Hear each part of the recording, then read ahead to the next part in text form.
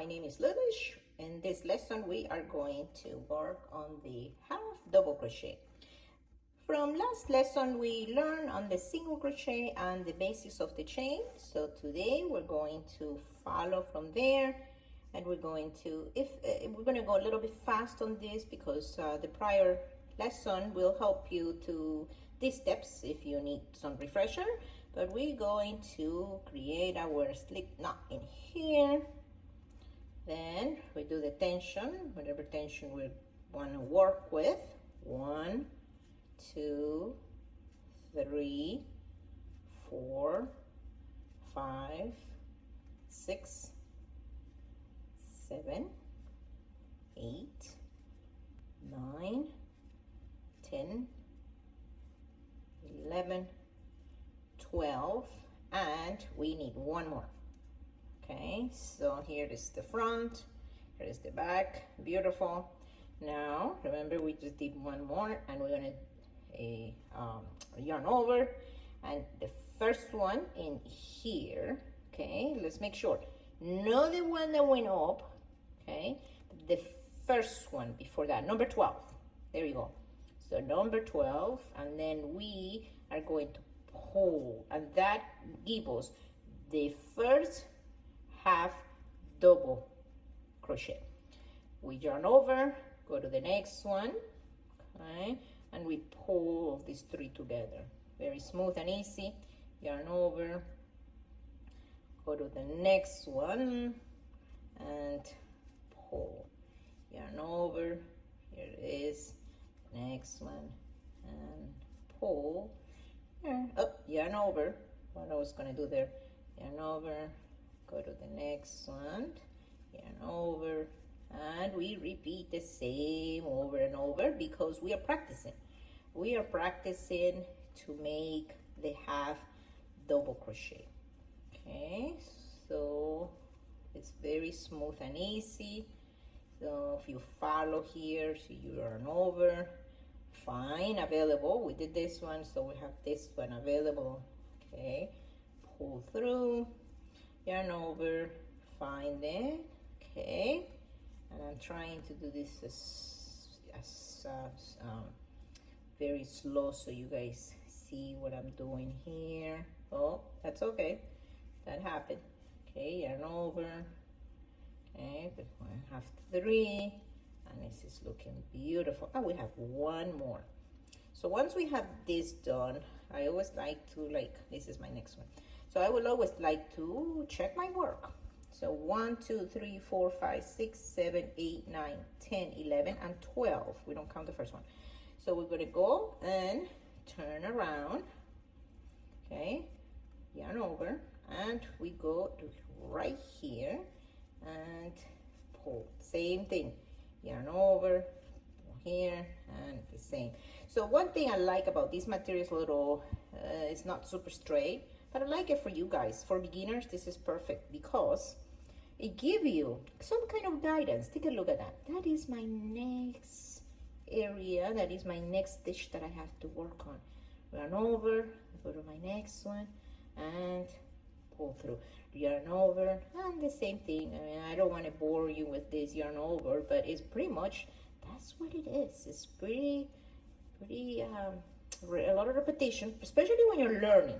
You have to do a lot of repetition. Actually, even after, I mean, if you want to do, depending on what materials you're trying to imitate, like if you want to do like very, very solid stuff. So later on, I will show you some projects that where you use a lot of repetition. But it's enjoyable though. So here we need the last one here, and then we're going to go and count. Count is very important because we want to make sure that we are not missing, or we don't have an extra one. I'm sorry about that. So let's take a look here. There's some tools that you can set up. There's some tools that have counting here, but I'm an old-fashioned, so I like to count 1, 2, 3, 4, 5, 6, 7, 8, 9, 10, 11, 12, plus our third. So, honey, we have our there. Turn around, yarn over. Here we go. Look how easy this is. It tells us, there you go. I'm here, ready to go to the next one. Yarn over. Okay. And go to the next one, and yarn over. So one advice I want to give you is, if you make a mistake, doesn't matter if you're like professional on this or learning, go back and redo it. This is what I used to tell my students back then when I was teaching some kids. So you have to just go ahead and go back and redo it, because it is important that you have a good count on your stitches, so they're not missing or they're not extra ones, because it will change the way that your project works. So where are we here? Too much talking from me. So let's go ahead and say count here. 1, 2, 3, 4, 5, 6, 7, 8, 9, 10, and 11. Still, I need one more. I always like to go from here, so to keep some kind of consistent. And notice this one is too loose. I'm gonna just redo it. Okay, so, and there you go, and we have to do one more. And here we have the last one, and we close. So I think we want to do, maybe do a couple more rows. So let's turn around. Look how nice and easy this is. It's just present very flawless, right? So you're like, if you know, like, you have to just yarn over, put it in there, just waiting for you, and then do the 3. There you go. Beautiful. Okay, so, and I guarantee you guys, you follow these steps and you will learn. You will learn this. You just need to practice how to, move your hands, and how to do the next steps. That's pretty much what it is, because it's just a matter of following, especially if you have some guidance, so that's kind of like easy. And I believe we need one more here. Okay, and make sure I have one, and then that. Okay, let's take a look. This is looking gorgeous, right? So let's take a look at this. And look at that. I love the pattern.